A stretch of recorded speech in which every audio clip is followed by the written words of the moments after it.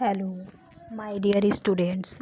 तो आज हम लोग रिसर्च स्टार्ट करते हैं। तो हम लोग रिसर्च के बारे में पढ़ेंगे। इसके पहले वीडियो में हम लोग स्टैटिस्टिक्स के बारे में पढ़ चुके हैं and central measurement of tendency वाला भी टॉपिक पढ़ चुके हैं अपन। तो आप लोग नहीं देखे होंगे तो आप लोग जाके देख सकते हैं। तो आइए हम लोग रिसर्च के बारे में पढ़ते हैं। सबसे पहले हम लोग इसके इंट्रोडक्शन के बारे में देखते हैं। Introduction of nursing research. The word research means find out again. Research is the systemic inquiry use as appropriate method to answer और सोल्व द प्रॉब्लम। जो रिसर्च होता है इसका मतलब होता है कि अगेन फाइंड आउट करना। फाइंड आउट अगेंस मतलब कि उस चीज़ के बारे में सर्च हो चुका है, उस चीज़ के बारे में है हमें नॉलेज, लेकिन नॉलेज को अपडेट करने के लिए या फिर इंफॉर्मेशन को गेन करने के लिए अपन वापस से फाइंड आउट करते हैं, अगेन उसके ऊपर सर्च करते हैं, तो उसे हम रिसर्च बोलते हैं। रिसर्च जो होता है ये एक सिस्टेमिक इंक्वायरी होता है जिसके अंदर किसी भी प्रॉब्लम को सोल्व करने के लिए या फिर आंसर को फाइंड आउट करने के लिए एक एप्रोप्रिएट मेथड का यूज किया जाता है, उसे अपन रिसर्च बोलते हैं। उसके बाद हम लोग रिसर्च के डेफिनेशन के बारे में देखते हैं। Research is defined as the application of systematic और scientific inquiry to answer the question about fact and relationship between the facts। Research जो होता है ये सिस्टमिक या फिर साइंटिफिक इंक्वायरी का एक एप्लीकेशन होता है जो कि किसी भी क्वेश्चन के आंसर को फाइंड आउट करने में हेल्प करता है और ये फैक्ट्स के बीच में जो भी रिलेशनशिप होता है उसके बारे में भी हमें नॉलेज प्रोवाइड करवाता है। उसके बाद नर्सिंग रिसर्च देखेंगे कि इस रिसर्च का नर्सिंग में क्या है। Nursing research is defined as the application of scientific inquiry to the phenomena of nursing. Nursing research जो होता है ये भी एक साइंटिफिक इंक्वायरी का एप्लीकेशन होता है जो कि नर्सिंग का फिनोमिना होता है। अब हम लोग अकॉर्डिंग टू आईसीएन डेफिनेशन देखते हैं नर्सिंग रिसर्च का।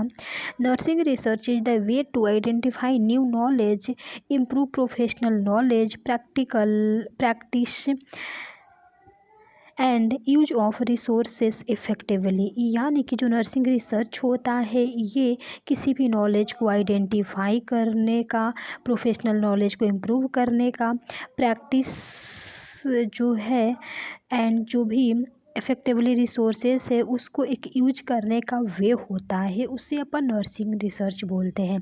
कैरेक्टरिस्टिक्स क्या क्या होते हैं एक गुड नर्सिंग रिसर्च का वो अपन देखते हैं।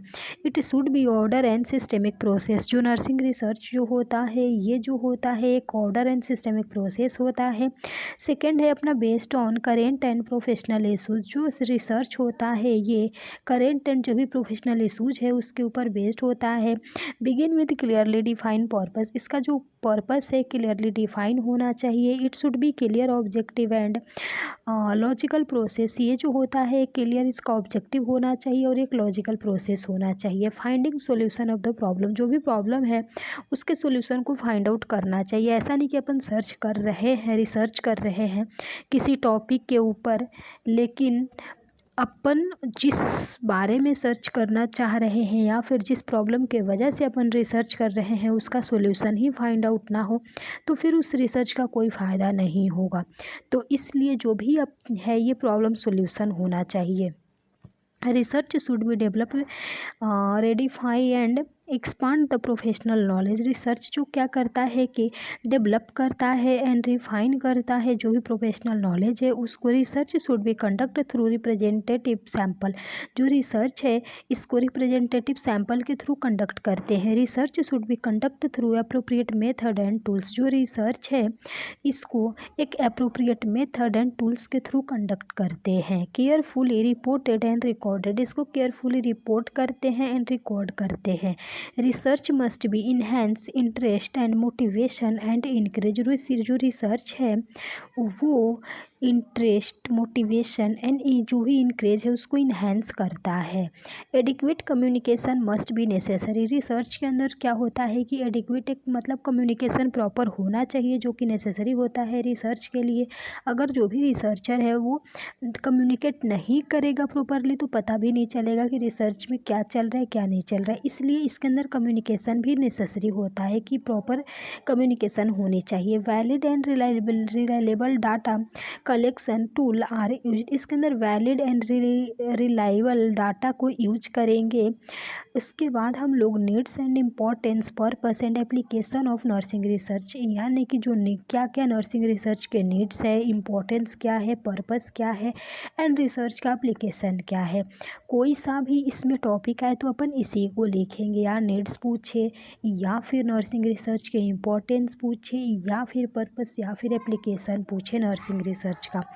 तो develop and define scientific based knowledge, इसमें क्या होता है कि डेवलप करेंगे एंड डिफाइन करेंगे जो भी साइंटिफिक बेस्ड नॉलेज है उसको। Make a proper professional knowledge for nurse, इसके अंदर क्या करेंगे कि एक जो भी प्रोफेशनल एक जो भी नर्स है उसके लिए एक प्रॉपर प्रोफेशनल नॉलेज बनाएंगे। Provide foundation of EBNP। EBNP का मतलब होता है एक्सपीरियंस बेस्ड नर्सिंग प्रैक्टिस या फिर एविडेंस बेस्ड नर्सिंग प्रैक्टिस, उसको प्रोवाइड करवाएंगे। Help in explanation of knowledge which is essential for the continue growth of nursing practice. Nursing practice के continue growth के लिए जो रिसर्च होता है ये हमें हेल्प करता है नॉलेज को इम्प्रूव करने में। Develop and utilization of nursing knowledge, जो भी नर्सिंग नॉलेज है उसके डेवलप करना और उसके यूटिलाइजेशन में हेल्प करता है। Define and eliminate old nursing intervention, जो भी ओल्ड नर्सिंग इंटरवेंशंस है उसको एलिमिनेट करने में डिफाइन करता है, हेल्प करता है। Use modern technology of medical science which will improve the standard of nursing profession और नर्सिंग प्रैक्टिस, जो भी मेडिकल साइंस का मॉडर्न टेक्नोलॉजी है उसको यूज करके अपन जो भी नर्सिंग प्रोफेशन है जो या जो नर्सिंग प्रैक्टिस है उसके स्टैंडर्ड को इम्प्रूव करेंगे। Enhance the accuracy of nursing practice and nursing administration, जो भी nursing practice and nursing administration है उसके एक्यूरेसी को इन्हेंस करेंगे। Develop theories which with the help in nursing practice, जो भी नर्सिंग प्रैक्टिस में जो भी थ्योरीज होता है उसको डेवलप करने में हेल्प करता है। उसके बाद हम लोग देखेंगे problem faced in nursing research. Nursing research में कौन कौन सी ऐसी प्रॉब्लम है जो फेस किया जाता है रिसर्चर के द्वारा। Lack of control and discipline, यानी कि डिसिप्लिन एंड कंट्रोल की कमी होना वहाँ पर। हैंडलिंग मल्टीपल वेरिएबल्स, जो भी हैंडलिंग हो जाता है मल्टीपल वेरिएबल्स का। Difficult to control external factor, जो भी एक्सटर्नल फैक्टर है उसको कंट्रोल करना डिफ़िकल्ट हो जाता है। लैक ऑफ स्टैंडर्ड टूल के लैक होना। लैक ऑफ इंटरेस्ट की कमी होना। इथिकल प्रॉब्लम होना। Lack of qualitative research expert, जो भी क्वालिटेटिव रिसर्च एक्सपर्ट है उसका लैक होना।